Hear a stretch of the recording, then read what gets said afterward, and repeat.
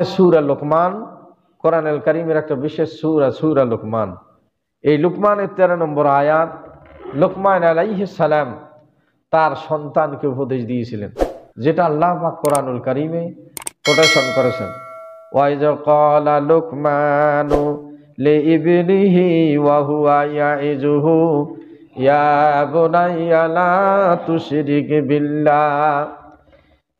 স্মরণ করো সেই সময়ের কথা আল্লাহ রাব্বুল আলামিন বলছেন, যখন লোকমান আলাইহিস সালাম তার পুত্রকে বলছিলেন, ওয়া হুয়া ইয়াইজুহু, তাকে নসিহত করছিলেন, উপদেশ দিছিলেন, ইয়া বুনাইয়া, হে আমার বৎস, হে আমার প্রিয় সন্তান, লা তুশরিক বিল্লাহ, তুমি আল্লাহর সঙ্গে কোনো কিছুকে অংশী স্থাপন করিও না।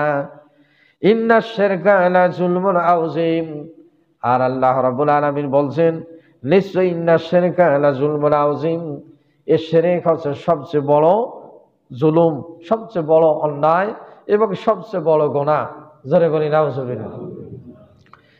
এই সূরা লোকমান আল্লাহ রাব্বুল আলামিন কোরআনে কারীমে 12 জন পুরুষের নামে কোরআনুল কারীমে সূরা দিয়েছেন। তার মধ্যে এই লোকমান আলাইহিস সালাম কেউ বলছেন নবী ছিলেন, কেউ বলছেন ওলি ছিলেন। কেন তার কথাকে কোটেশন করলেন? এটা আল্লাহ রাব্বুল আলামিন, আল্লাহু আলিমুম বিজাতিস সুদূর, তিনি সবকিছু অন্তরের অন্তর্যামী, তিনি সবকিছু ভালো জানেন। জোরে বলি সুবহানাল্লাহ। কেন লোকমানের কথা তিনি কোরআনে কারীমে নিলেন? পৃথিবীর সৃষ্টির 2000 বছর আগে আল্লাহ পাক ফেরেশতাদেরকে কোরআন শোনাইছেন, সৃষ্টির 2000 বছর আগে। তাহলে লোকমান পৃথিবীতে আসবেন, তিনি কেমন হবেন, তার চরিত্র কি হবে, এটা আল্লাহ কি জানেন না? তিনি সব জানেন। তারপরেও কিয়ামত পর্যন্ত তার আরো অনেক নসিহত আছে। 1 নম্বর নসিহতেই বলছেন তার সন্তানকে, হে প্রিয় বৎস, তুমি আল্লাহর সঙ্গে কোনো অংশী স্থাপন করিও না। এই লোকমানের জীবনীতে আছে 8000 আম্বিয়া আলাইহিস সালামের সঙ্গে দেখা হয়েছিল। জোরে বলি সুবহানাল্লাহ। 8000 নবীর সঙ্গে তার দেখা হয়েছিল। আবার তাফসীরে মাজহারি, তাফসীরে মারিফুল কোরআনের মধ্যে এসেছে, পৃথিবীতে সবচেয়ে, দুনিয়ার মধ্যে সবচেয়ে 3 ব্যক্তি কালো। এই কালো ব্যক্তিদের 3 জন সবচেয়ে আল্লাহর কাছে দামি ব্যক্তি, মর্যাদাবান ব্যক্তি। তার মধ্যে হচ্ছে লোকমান একজন।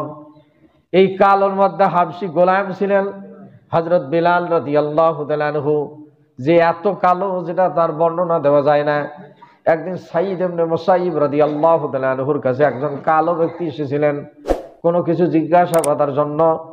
তখন তিনি উপদেশ দিয়ে, তাফসীরে মারিফুল কোরআনের মধ্যে আছে যে তুমি কালো বলি এরকম তুমি দুঃখ প্রকাশ করিও না, অনুশোচনা করো না যে কেন আল্লাহ পাক আমাকে এত কালো বানায় দিলেন। বললেন যে পৃথিবীতে আল্লাহ পাক এরকম কালো ব্যক্তিদের মধ্যে সম্মানিত করেছেন 3 ব্যক্তিকে। এই সম্মানিত ব্যক্তির মধ্যে 1 নম্বর বিলাল রাদিয়াল্লাহু তাআলা আনহু, যিনি আজান দিলে আরশে আজিম পর্যন্ত পৌঁছায় যাইত। জোরে বলি সুবহানাল্লাহ। তেনার কণ্ঠস্বর আশহাদু উচ্চারণ করতে পারত না, আশহাদু বলতো। নতুন মজ্জিন রাখা হলো, কিন্তু মজ্জিন রাখা হলো, ফজরের আজান দেওয়া হয়। জিবরাইল আলাইহিস সালাম আসি বলেন, ইয়া রাসূলুল্লাহ, আজকে কেন আপনার মসজিদে কেন আজান হয়নি? তখন আল্লাহর নবী বলেন, ও জিবরাইল, আজকে তো কণ্ঠস্বর ভালো এমন ব্যক্তির দ্বারা আজান দেওয়া হয়েছে, কেন আজান হয়নি? তো বলে আল্লাহর আরশে আজান পৌঁছেনি। জোরে বলি সুবহানাল্লাহ। তখন আবার বিলাল রাদিয়াল্লাহু তাআলা আনহুকে মসজিদে নববীর এরকম মসজিদ নিযুক্ত করা হয়েছিলেন। এই ছিল বিলালের একটা বিশেষ মর্যাদা আল্লাহর দরবারে। আবার হাদিস আল্লাহর নবী বলছেন, আমি যখন মেরাজে গিয়েছিলাম, আমি দেখি বিলাল রাদিয়াল্লাহু তাআলা আনহুর শব্দ যেন আমি পাচ্ছি। আবার হাদিস আল্লাহর নবী বলছেন, আমার বিলাল আমার কাসওয়া উটের লাগাম ধরে আমার আগে জান্নাতে যাবে। জোরে বলি সুবহানাল্লাহ। আবার 2 নম্বর বলছেন, এই লোকমান পৃথিবীর মধ্যে সবচেয়ে একজন কালো ব্যক্তি ছিলেন। তিনি 8000 নবীর সঙ্গে সাক্ষাৎ করেছিলেন এবং তার ওসিয়ত, অসংখ্য ওসিয়ত কোরআনে কারিমে আছেন। তার মধ্যে 1 নম্বর ওসিয়ত তার সন্তানকে বলছেন, আল্লাহর সঙ্গে তুমি শিরক করিও না, অংশ স্থাপন করিও না। ইনি একজন কালো ব্যক্তি, তারপরে এত মর্যাদাবান ব্যক্তি ছিলেন যার কথাগুলো আল্লাহ রাব্বুল আলামিন সম্মানের সঙ্গে কোরআনে কোটেশন করেছেন, তিনি তার সন্তানকে কি উপদেশ দিয়েছিলেন? তাহলে কেন আল্লাহ রাব্বুল আলামিন তার কথা এখানে কোটেশন করলেন? নিশ্চয়ই তার গুণাবলীর কারণে। এই আল্লাহ পাক তার এই স্থান কোরআনে কারিমে দিয়েছেন। জোরে বলি সুবহানাল্লাহ। 3 নম্বর, মাহাজা ওমর রাদিয়াল্লাহু তাআলা আনহুর একজন আজাদকৃত দাস, ইনি সম্মানিত হবেন। এই লোকমান আলাইহিস সালাম, অনেকে আলাইহিস সালাম বলছেন, যেহেতু কেউ বলছেন তিনি নবী ছিলেন, কেউ বলছেন রাহিমাহুমুল্লাহ তিনি ওলি ছিলেন, অধিকাংশই বলছেন তিনি ওলি ছিলেন।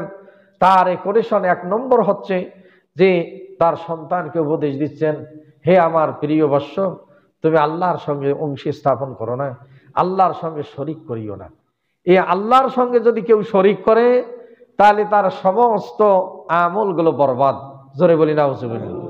তার ঈমান ভঙ্গ হয়ে যায়। নতুন করে তওবা করে, নতুন করে কালেমা পড়ে তার ঈমান আনতে হয়, না হলে তার ঈমান আবার পুনরায় ফিরিয়ে আসে না।